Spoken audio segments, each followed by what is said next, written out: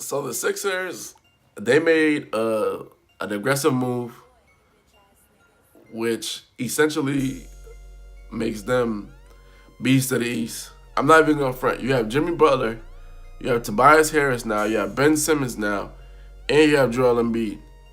You got three guys who can shoot mid range to 3-point shot, and then you got Ben Simmons who can take you off the dribble. For the Philadelphia 76ers this season, anything short of an Eastern Conference Finals appearance is a failure. And if that comes into play, you have to get rid of Brett Brown. That's just the bottom line. You have too many pieces. You're too deep. I mean, the problem was shooting. Now you got Redick. Now you got Tobias Harris. Tobias Harris is shooting like 40-something% from the three-point line, 43%. I mean, if you guys don't know what that means you give him 10 shots, he's knocking down 4 of them. Now, he knocks down 4 of them, that's 12. If you give him, what the team shooting now? Like 20 plus threes, 30 threes a game? 40% of that, man. I mean, you're looking at 15 to 16 points just off threes alone. So you don't want to leave them open. That spaces the floor for Ben Simmons to get on your head, and that's also spaces the floor for Embiid for the duck-ins. Now you got Jimmy Butler, who's also a lockdown defender. That Philly squad is stacked. So if you can't get those guys to coexist, you need another player whisperer, which AKA another coach.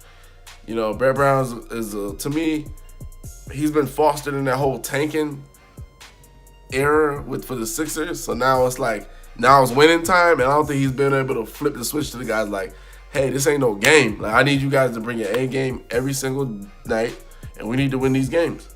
Because here's the thing. Jimmy Butler's going to be a free agent. Tobias Harris is going to be a free agent the following season. So they could choose not to re-sign with the Sixers, even though the Sixers give them the most money, and the Sixers plan to give them the most money.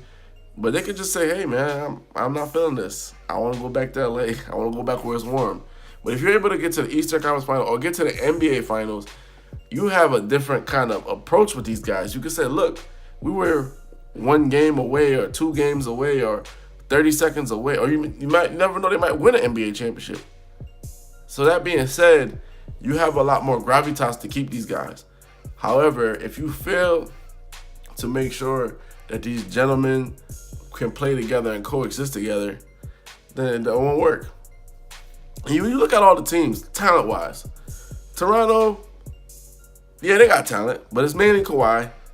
And we all know that their point guard, Lowry, he falters.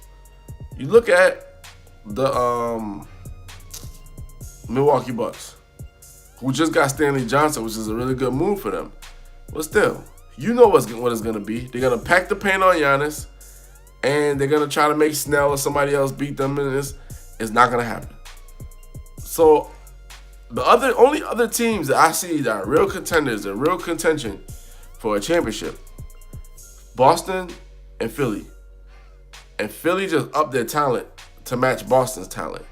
I mean, Philly could legitimately switch big. They could switch everything. So there's no more excuses for, hey, we just got, no, none. And Tobias Harris is coachable. Jimmy Butler, they say he's confrontational, but the kid is coachable. So all these guys are coachable. So there's no more excuses for Brett Brown and this organization. No, because the thing is, here's what people don't understand. If you lose Jimmy Butler and Tobias Harris next season, you're going to have to make a drastic move. And that drastic move might include trading Joel Embiid straight up for Anthony Davis. That's what it's gonna mean. Something that drastic, because you're just gonna if you lose those 2 guys, it's just Embiid and Ben Simmons. That's not a recipe for success, because one of them can't shoot, and one of them can't remain in games late in games. So this is gonna be interesting. But Philly is the new beast of the East.